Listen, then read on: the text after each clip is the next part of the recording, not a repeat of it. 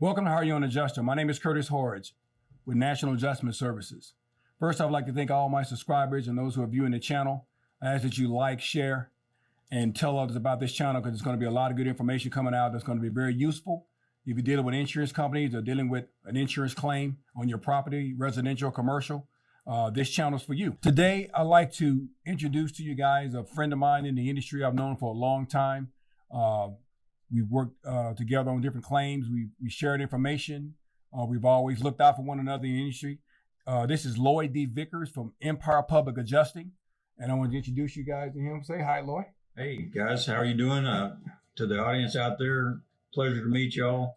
Worked with Curtis a lot over the years and have come to count on his wisdom on certain things. And he's a great adjuster and a friend to have in the business for sure. Well, thank you, my brother. Appreciate it. Lloyd is a licensed public adjuster and licensed in 12 states. He's also a past president of TAPI. We both are past presidents of TAPI, right, which is the Texas Association of Public Insurance Adjusters. You probably see the logo at the end of the page. At the end of the show, we show it on the page. We also found out we can get the president of the association to come speak as well. He's level 3 thermography. How you say that? Thermography certification, licensed drone, and a private pilot. So you actually fly planes. Oh yeah, man, that's awesome. How long have you been a pilot? Well, she'll tell you. My wife's sitting out there. She'll tell you that when we moved here, I was working on it, but I finished it in 2008. So I've been a licensed pilot since 2008. That's awesome. And that thermography, that's actually like the drones that have like the infrared. Correct. Okay, yeah, that's awesome. For looking for good roof claims, you can see the moisture in those buildings. Oh, yeah. Yeah, that's awesome. I actually have one of those. I'm not licensed for it yet, but I have one. I would suggest you get that if you can. I know. I'm working on it. Education, University of Arkansas, College of Agriculture. This is a BS in AGME, which is? Agricultural Mechanization. Man, that's awesome. So designed to be a go-between between an engineer and an end user. It works out perfect in this business. That comes out very useful. Lloyd's experience in claims analysis and public adjustment for over 20 years, comprehensive expertise in managing residential and commercial claims, specializing in large loss and appraisal claims stemming from catastrophic storm events and standard business losses. Initially licensed as an agent in 1989, maintained active insurance license. To date, you got an active insurance license. So you get to go to all their conferences and yeah, that's good, man. We need that. Invite me to the flood with. Exactly. Yeah. Everybody needs flood insurance, right? Right. That's a whole different ballgame. Actually, it's not insurance, but that's a different topic. Some of the skills Lloyd has is handle losses in excess of over $550 million. Proficient in dealing with personal property, business interruption claims. Wow. Proficient in Xactimate. Xactimate is the software that we use to document damage, structural damage. It's really good for residential.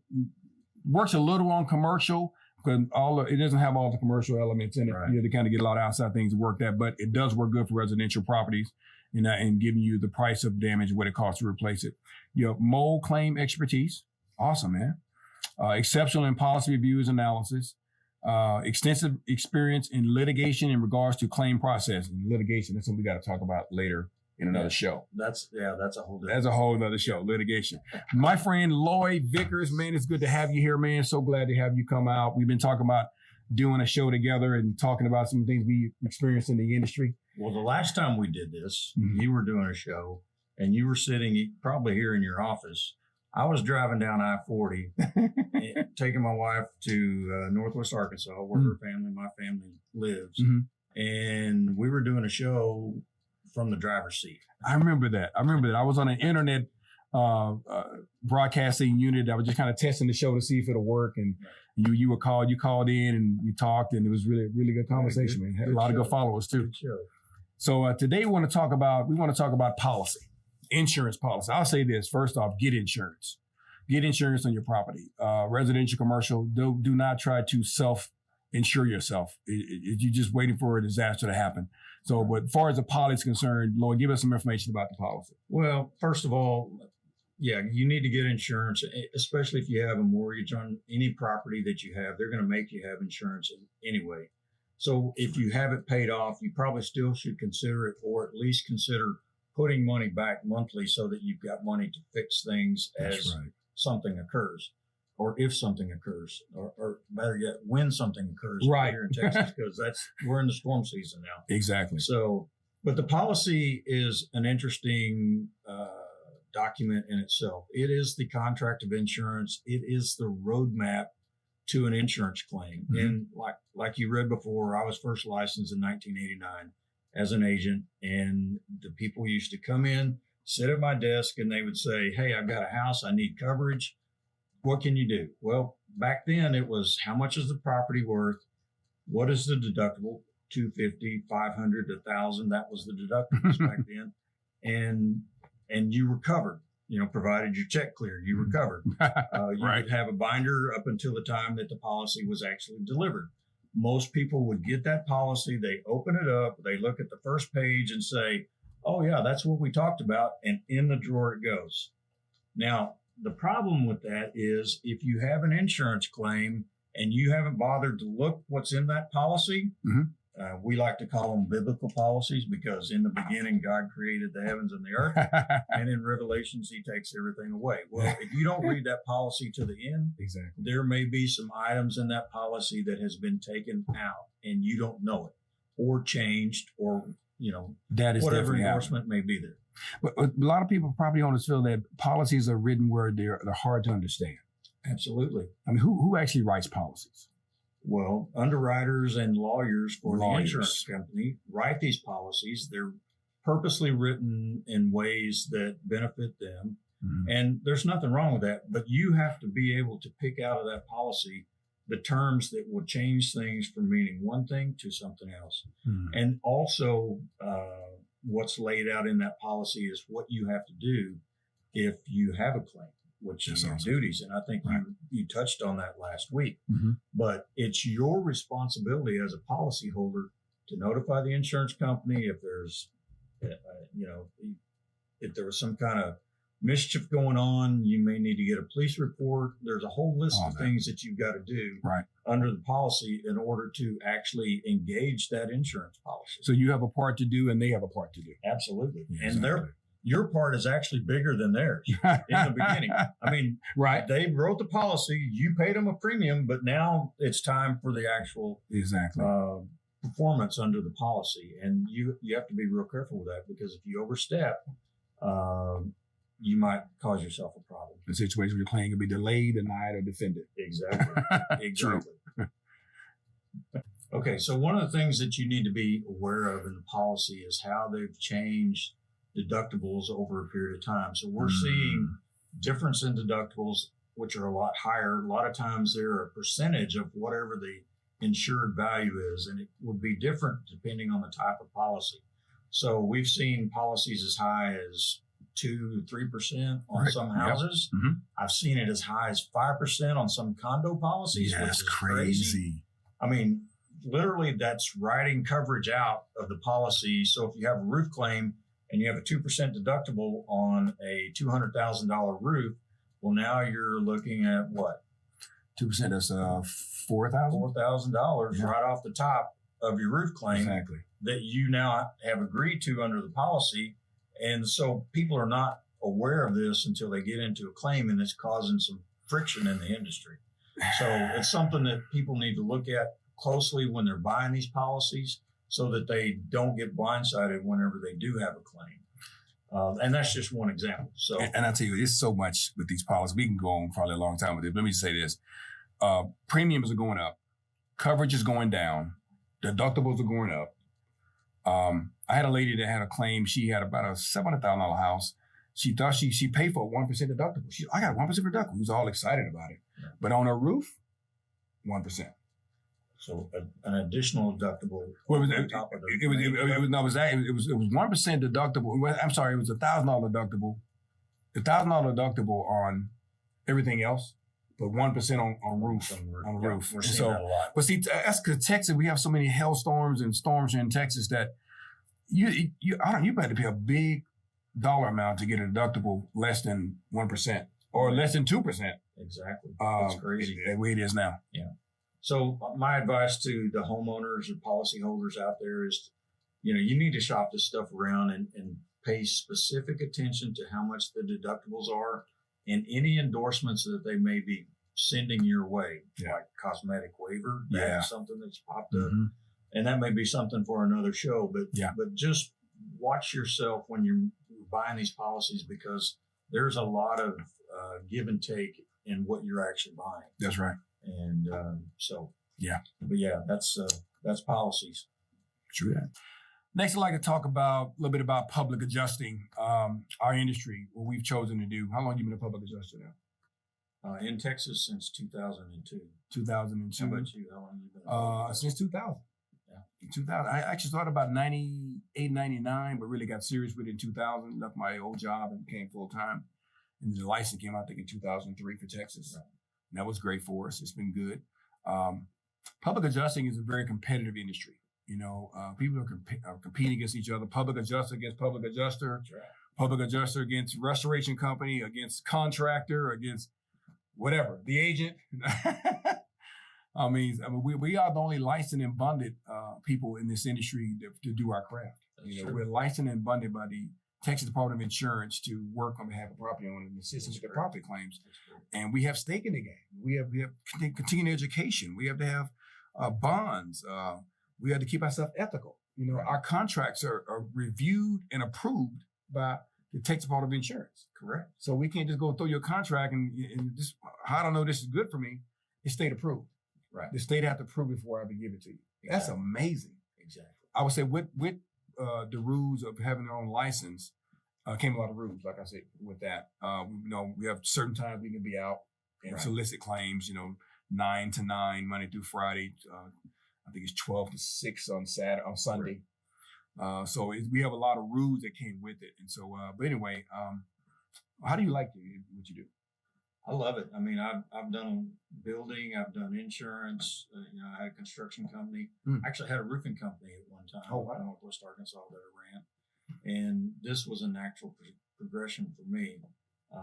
When my wife and I moved back to Texas from Arkansas, we moved because of her job, not mine. And I was working in the metal building industry, speccing metal roof systems on all the military bases in Texas. That's what I was doing. That's awesome. And I got into this particular profession when a gentleman who was a public adjuster came to me and said, "Hey, can you show me how to void a roof warranty?" And we did. And he helped me to get into this industry after that. Awesome. And I've been doing this ever since. So it was a good fit for me. Having an insurance background, it wasn't a big stretch for me to go from agent to builder to adjuster. It all kind of plays together because all of those parts are intertwined in the process. They really are. They really are. So, I would say that public adjusters, someone had to bring you in this business. Someone got to bring you. You just can't just go take a test and just be a public adjuster. You got to have some kind of experience. And a lot of people, I've seen people do that, but they never made it. And it's so hard for them because they couldn't get connected. They couldn't get any grasp on moving forward in the industry and being successful. But fortunately, my dad, Curtis Sr., brought me in. I watched him all my life do it, but eventually, I just gave in. He was a good teacher, right? He really was. It was me. It was me. Right? I was trying to find my own way. But you're exactly right, though. I mean, it is very difficult for a brand new public adjuster to come into this business and expect to be successful. Yeah. They can sell anything that they want. The problem isn't selling it. That's right. Closing the claim. Closing the claim. Exactly. Yes. The process. Exactly. And I would say this, we want to bring this in too, but we talked about TAPIA, the Texas Association of Public Insurance Adjuster. And that website, I think, is mytapia.org. Is that right? Mytapia.org. Mytapia.org.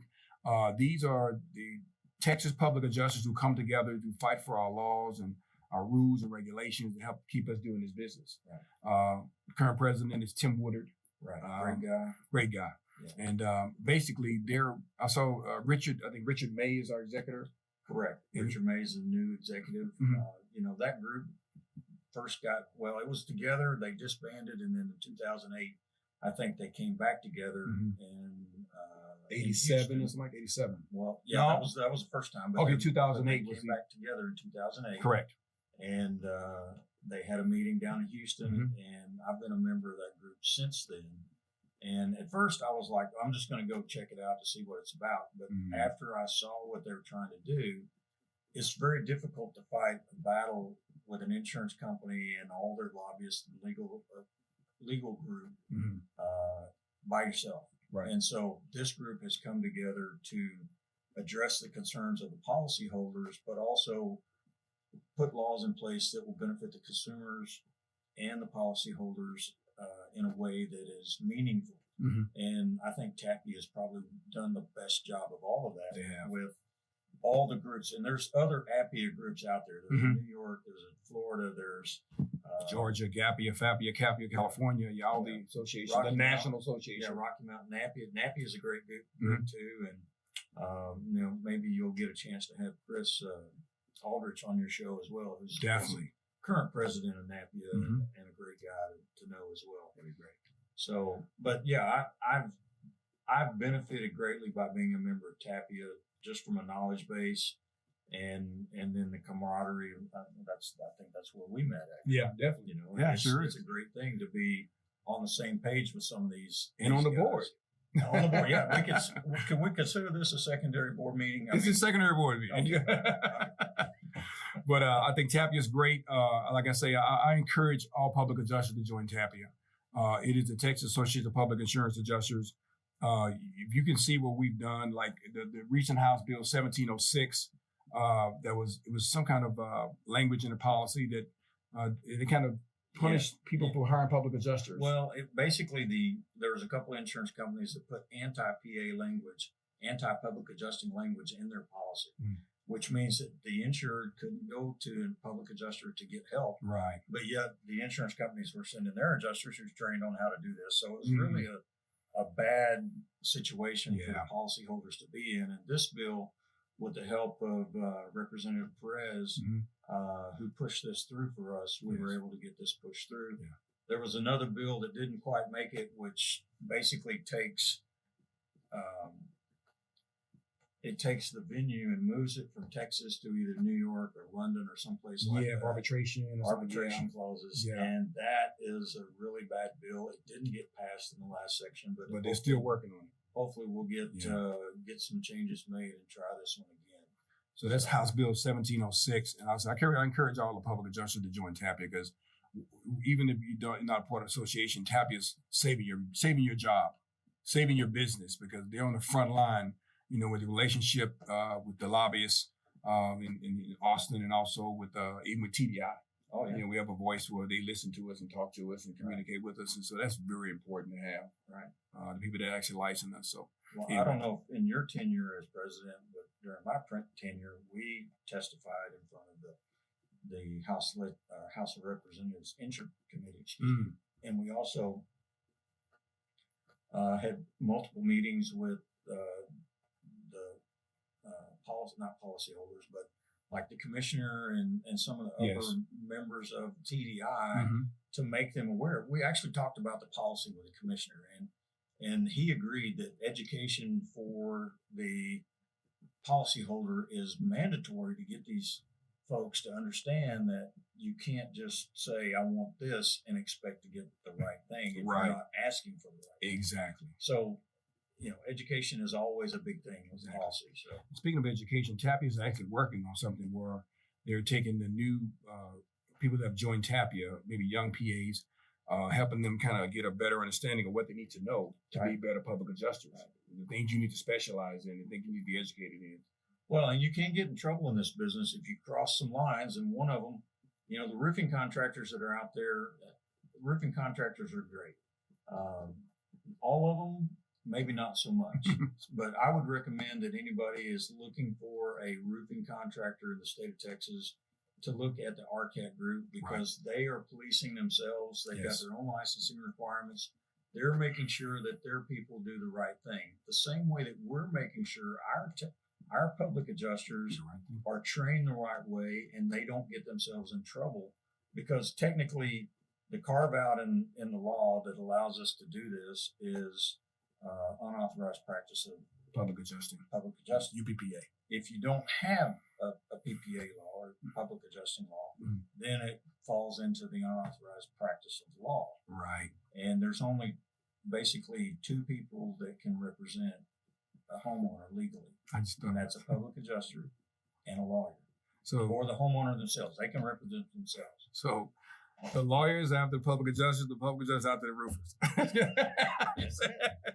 Everybody watching everybody. What are you doing? What are you doing? That's right. Yeah. Anyway, so that's hey guys, we got a lot more to talk about. You know, you can see Lloyd has a lot of knowledge. He's been around for a long time. I love talking with him. We're gonna definitely have him back on the show and talk about some more things that we're just gonna more educate people on what they need to know. And I got some good news about other people that's coming on the show that's just phenomenal, who wants to be a part of this to educate the consumer on what they need to know. You want to say a greeting out to the people and shout out to them? Yeah. Well, I appreciate the opportunity to be on your show today. Definitely, This is a great format. I've seen some of the other shows you've done, and everything that I've seen has all been very informative. Even for me, sometimes it's informative. There was some stuff that you quoted for fire losses, because we do fire losses, but not a lot of fire losses. Mm-hmm. My practice is more towards hurricane, tornado. I do a lot of hail flames, metal building and roofing stuff. That's where I cut my teeth. Mm-hmm. But every little bit helps. It does. It's just like every TAPI meeting. If you can get one or two good nuggets out of the meeting, it helps you. Worthwhile going. Exactly. So we have another meeting coming up in October. Right. We're definitely get that information out to everybody so we can have the new public adjusters come and try to be a part of it, you know, and see what it's like. Come visit for one time and get the information you need and see what it's all about. I want to thank you guys for the show. Subscribe, like, share, and we'll be back with lots more.